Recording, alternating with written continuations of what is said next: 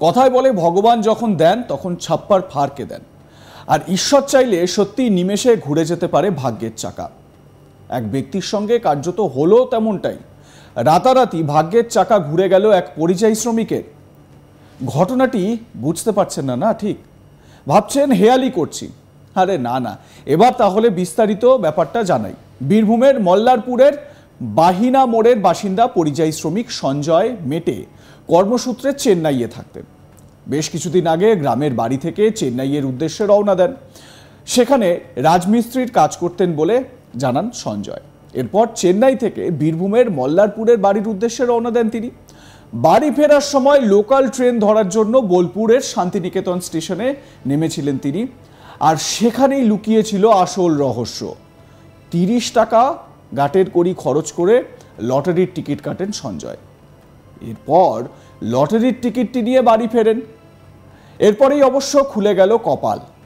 বাড়ি ফিরে টিকিটের ফল মেলাতেই একেবারে হতবাক সঞ্জয়।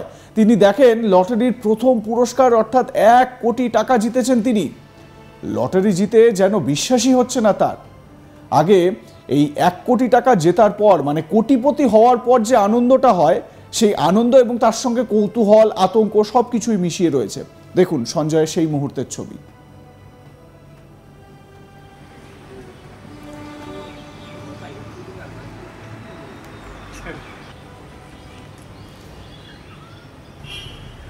লটারি তো জিতেছেন, তবে নিরাপত্তা নিয়ে খুব দুশ্চিন্তা। সঞ্জয়ের মুখ দেখেই তা বোঝা যাচ্ছে ভালোই। তাই তড়িঘড়ি মল্লারপুর থানার দ্বারস্থ হন তিনি। লটারির টাকা নিয়ে কি করবেন সেই প্ল্যানও ইতিমধ্যেই সেরে ফেলেছেন সঞ্জয়। সঞ্জয় মেটে মানে কোটিপতি সঞ্জয় বাবু কি বলছেন শুনুন। থানা আসা দাদা ওই টিকিটের জন্য মানে সেফটির জন্য, কেউ না নেয় এই জন্য। লটারিতে কত টাকা পেয়ে? 1 কোটি। কোথায় কেটেছিল টিকিটটা? বোলপুরে। কোথা থেকে আসছিল আপনি? চেন্নাই থেকে। চেন্নাই। পুরো চেন্নাই কাজ করে? চেন্নাই কাজ করে। কি কাজ করে? এটা রাজমিস্ত্রি ঢালাই। রাজমিস্ত্রি। কতদিন আগে চেন্নাই গেছিল?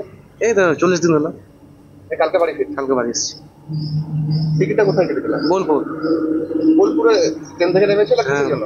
নেমেছিলাম লোকাল ট্রেন ধরার জন্য। সাঁই থেকে যাবো, সাঁই থেকে বোনের বাড়ি। দিয়ে স্টেশনের বাড়ি গেছিলাম, দিয়ে একবার টিকিট কেটেছিলাম কাকার কাছে একটা। কত টাকা টিকিট কেটেছিল? 30 টাকা। 30 টাকার টিকিট 1 কোটি টাকা? 1 কোটি টাকা। টাকাটা কি করবে?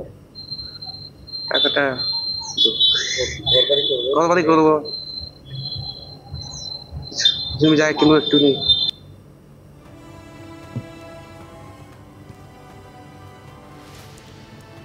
এ বিষয়ে আমার সহকর্মী শান্তনু হাজরা তার প্রতিবেদনে কি জানাচ্ছেন শুনুন।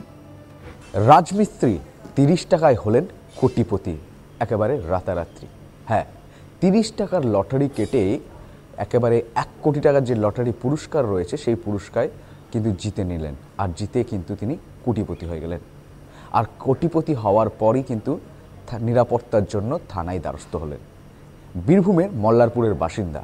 ঠিক 40 দিন আগে চেন্নাইয়ে কর্মের জন্য গেছিল, রাজমিস্ত্রি কাজের জন্য। ঠিক 40 দিন পার করে, কষ্টর দিন পার করে বাড়ি ফেরার সময় ঠিক বোলপুর শান্তিনিকেতন রেল স্টেশনের যখন ট্রেন দাঁড়ায়, সেই ট্রেনের স্টেশনের কাছে লটারি বিক্রেতার কাছ থেকে একটি মাত্র 30 টাকায় লটারি কেনেন।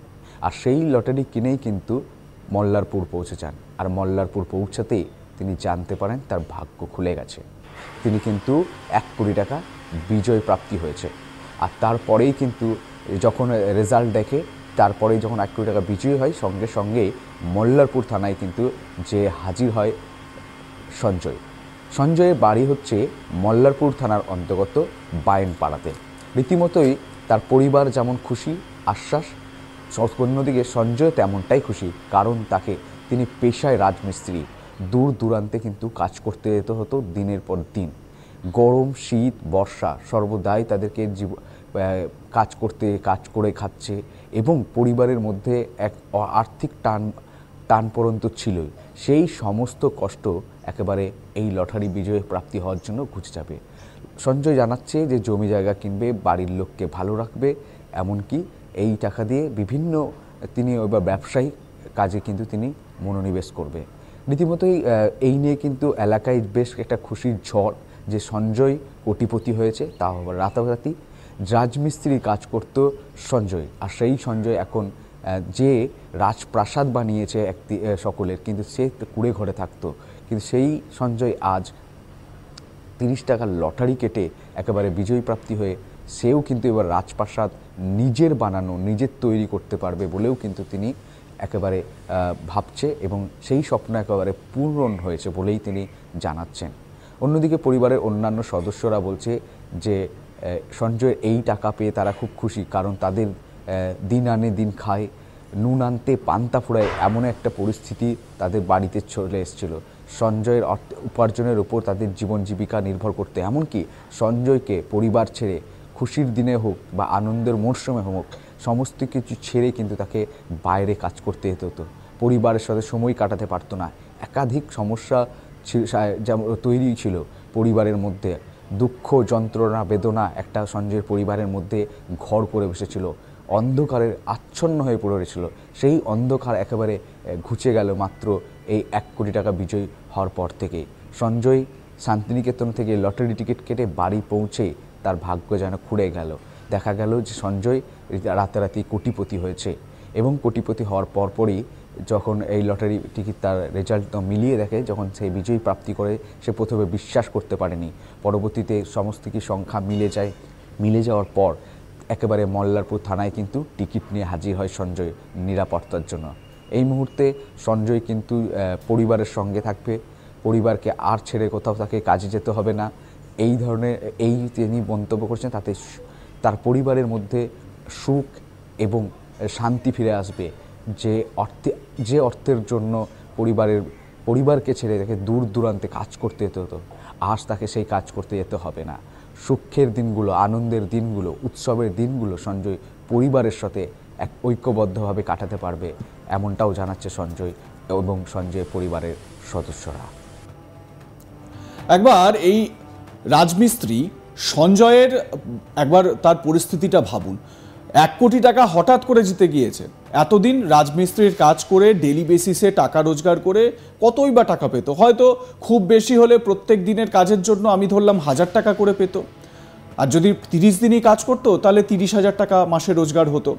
সেই ব্যক্তি যখন 30 টাকার লটারি কেটে 1 কোটি টাকা জিতে যান এবং কোটিপতি হয়ে যান, স্বাভাবিক মনে আনন্দ তো থাকেই, কিন্তু ভয়ও থাকে এই 1 কোটি টাকা জেতার খবর পেয়ে তার বাড়িতে ডাকাত না পড়ে। তাই সোজা থানার দ্বারস্থ হয়েছেন এই কোটিপতি সঞ্জয়, এবং স্বাভাবিকভাবে সঞ্জয়ের এই ছবিতেই স্পষ্ট তার মনে যেরকম আনন্দ রয়েছে সেরকম উৎকণ্ঠাও রয়েছে। তো আপনারাও চেষ্টা করবেন নাকি? জানাতে ভুলবেন না। দেখতে থাকুন আজ তাক বাংলা, সাবস্ক্রাইব করুন আমাদের ইউটিউব চ্যানেলটি, বেল আইকন প্রেস করুন নোটিফিকেশন পেতে।